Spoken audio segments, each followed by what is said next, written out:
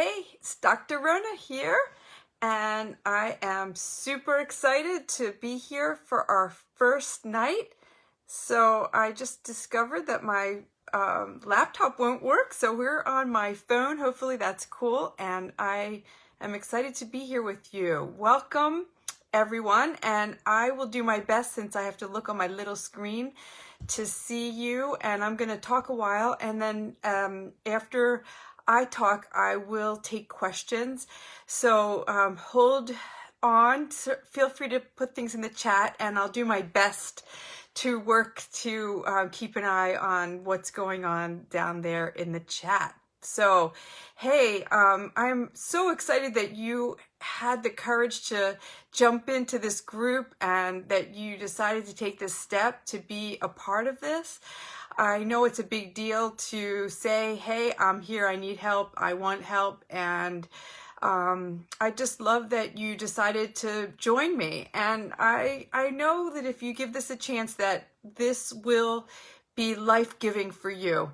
That what you'll get out of being here with me on this journey will be that you'll get new insights, you'll get new inspiration and hope and motivation, hopefully some new friends, and a closer connection to God as you know Him. Hopefully you'll know Him better, and hopefully you will find your freedom in your relationship with food and your body. I know so many of us struggle with this, and I feel very committed to doing all that I can to be a part of helping people find their freedom. Any of you who don't know me, I have been personally in recovery myself from a pretty horrible eating disorder. When I was young, I had a really bad problem with compulsive eating and bulimia, and I've been free myself since my teens, but I have really spent my whole entire adult life helping other people and doing all that I can to stay out of trouble. And I've been stable, thankfully, but I know that this is a really hard problem to overcome, and so I just think it's great. So wherever you are, like if you are just here kind of observing, that's fine. If you're here and you're ready to roll, I'm excited for you. If you're feeling like you're hopeless and you've tried everything and you don't know if anything will work, please never quit, because you never know when the light bulb will go on, or that'll be your day where you're going to have your turnaround. So I'm just really hoping that you will not give up on yourself, not give up on your chance to heal and to recover. So I want to talk a little bit about why I wrote the book.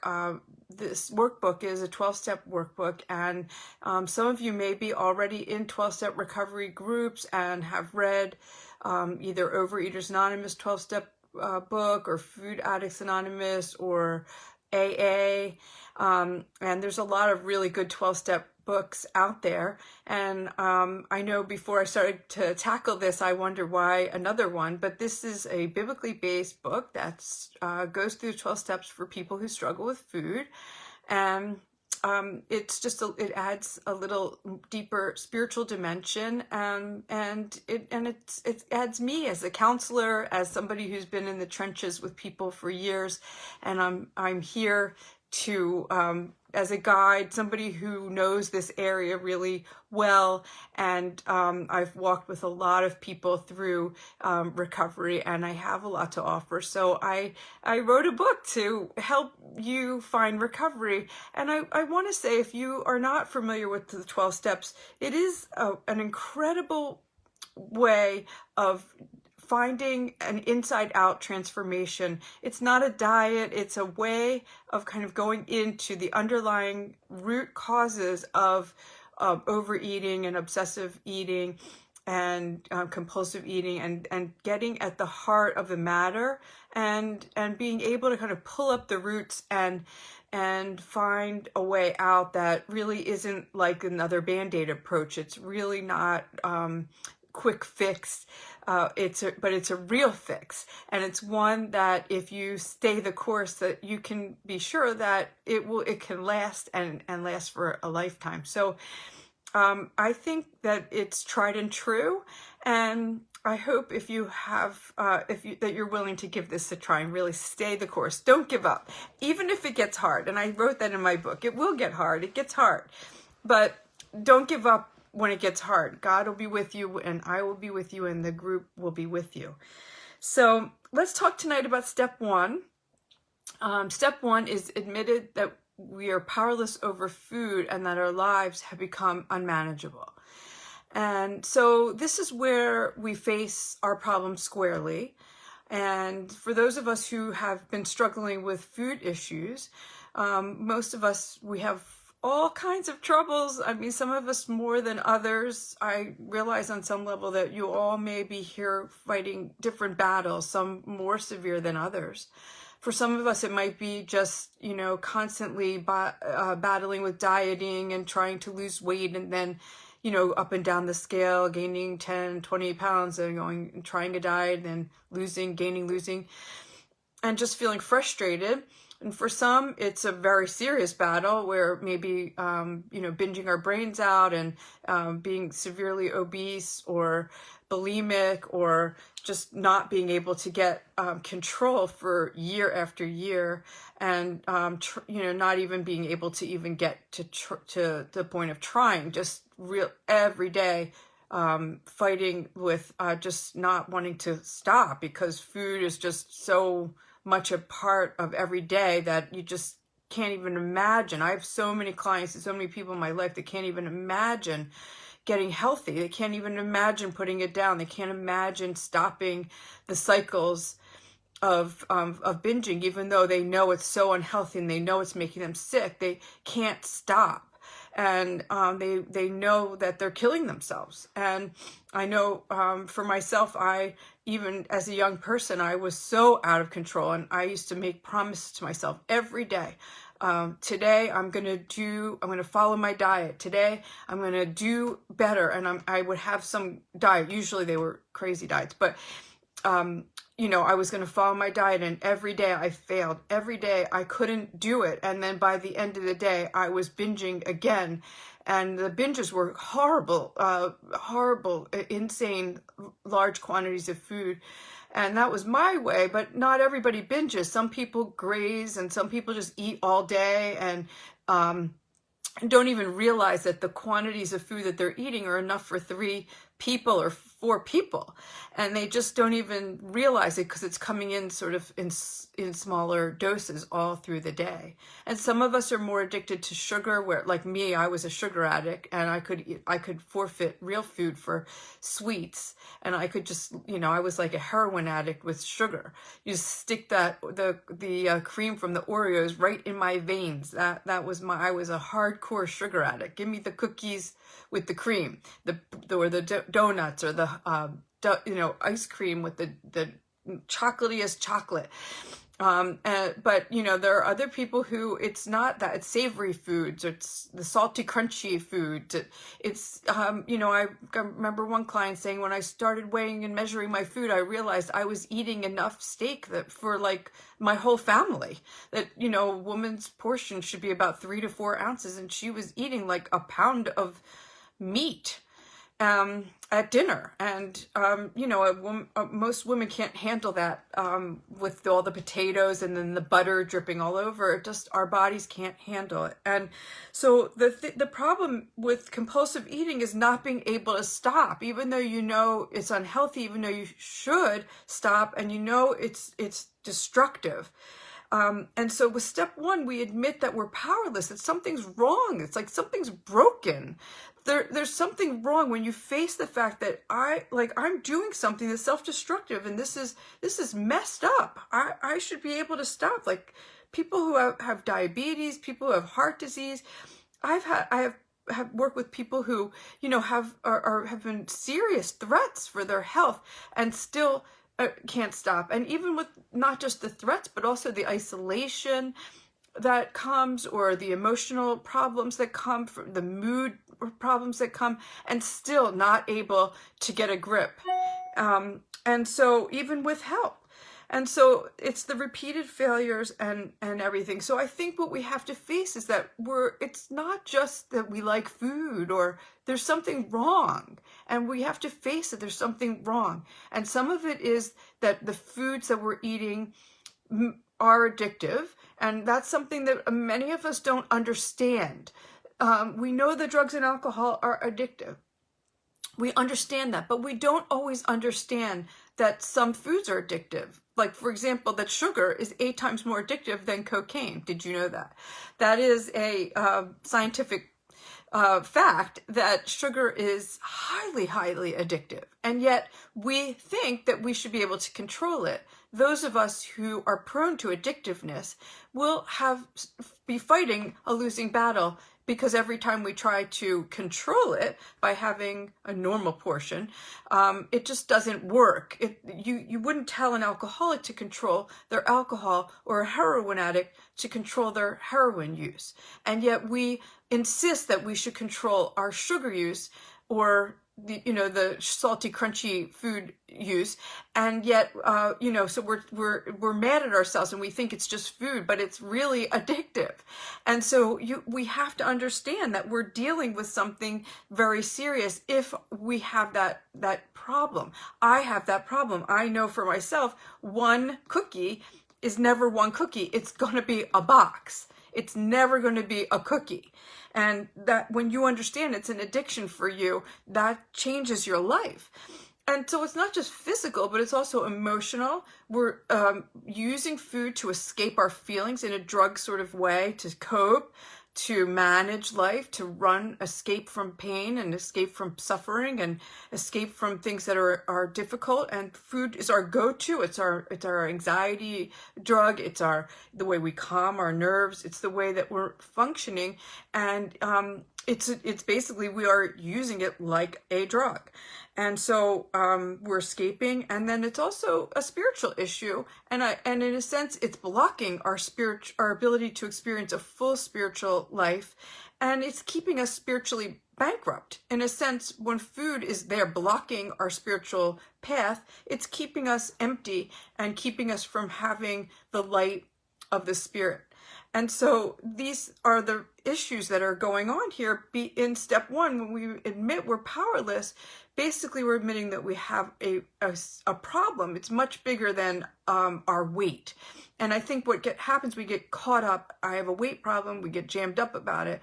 But we really have a bigger problem than that. And so what we have to do is admit that we are powerless, that our own attempts at fixing this are not working. And the things that we keep trying, the same old things that we keep doing, are not working. And if we keep doing the same attempt at fixing, like the same diet, like people come to see me, oh, I have to hurry up and lose weight for the wedding, or I have to go on this quick diet, and people have all kinds of ideas.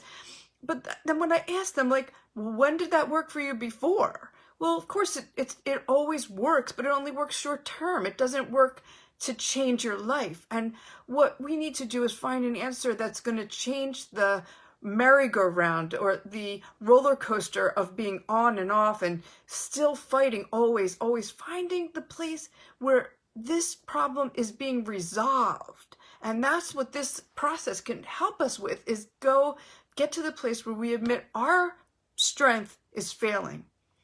And we need new power and new strength. And we need a new answer, not our own ways. Our own ways don't work. And admitting powerlessness is admitting my way doesn't work.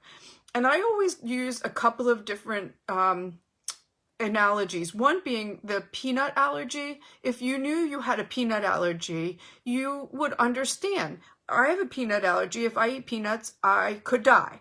That's like, a thing. So most people who have peanut allergies, they go to great lengths to avoid eating peanuts to make sure they don't die. Now, with addictive eating, we don't have an immediate consequence, but if we're really honest with ourselves, it is really destroying our lives. And we have to be honest that for me, that's how I take it. One bite of the addictive foods, or one behavior, like whether it's restricting my food inappropriately, missing meals, or gorging myself too much at a meal. These are all the things that trigger the addictive process, the insanity. And I have to stay away from all of those the same way somebody with a peanut allergy needs to refrain from those things. I accept if I start eating those foods or doing those behaviors, that I will reactivate the addictive process. And I understand it's the same as a peanut allergy. Powerlessness, also, one of my favorite ways of thinking about it is, I think of like a boxing ring, like a prize-winning boxer. And if anybody ever read Food Triggers, I put this in that book, the idea of a prize-winning boxer. So, like, I have no skill in boxing whatsoever. I don't train. I don't box. I've never boxed. I've never actually had a fist fight. So, if somebody said to me, "Oh, like, I'll pay you like $1,000 to go get into the ring with that boxer," or I'll pay $1 million to go into the ring with the boxer, like, would it make sense for me to get into the ring with a prize-winning boxer? Well, no, it would not make sense for me to get into the ring with a prize-winning boxer. I would get whooped, and it would only take about a half a second because I have no chance, no skills, no chance. Well, that's how it is with me and the foods, and any of us who have addictive behavior with foods. If I'm fighting against something I can't win against, why do I keep going into the ring with the things that I can't win? If I know I can't win, why am I battling that as if somehow I think I can overcome that now? If I know every time I eat ice cream and I say I'm only going to have a little and I end up eating the whole half gallon, why do I think I can eat a little when I tell myself I'm going to have one cookie? When did I ever eat one cookie? When did I ever have a little bit of chips? And if you're that person who always ends up eating the whole bag or the whole half gallon or the whole sleeve of cookie or the box of cookies, then you've got to ask yourself, admitting powerlessness is an understanding. That's insane to go in there and be trying to fight with the prize-winning boxer, or eating peanuts if you have a peanut allergy, or eating cookies if you're a sugar addict and you think you're gonna beat that and you can somehow override what's going on in your brain in relation to that food.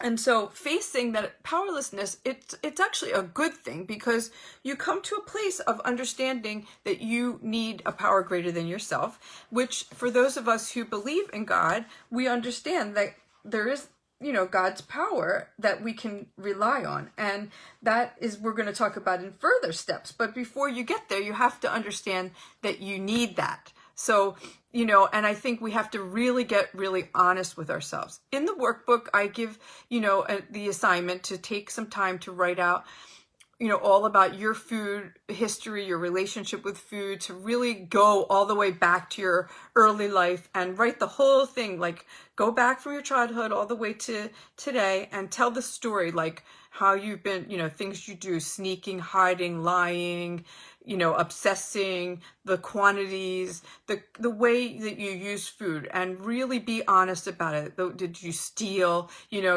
all the things, and be real. And you need to get gut level honest, because you need to look at the patterns, the diets that you went on and how they went, and did you gain more weight after you went on the diets? And let's be honest and be real. I know it might be hard, but remember, as you face your powerlessness, you will be coming to a place of surrendering, accepting, and then surrendering to God, and then allowing Him and your support system to help you.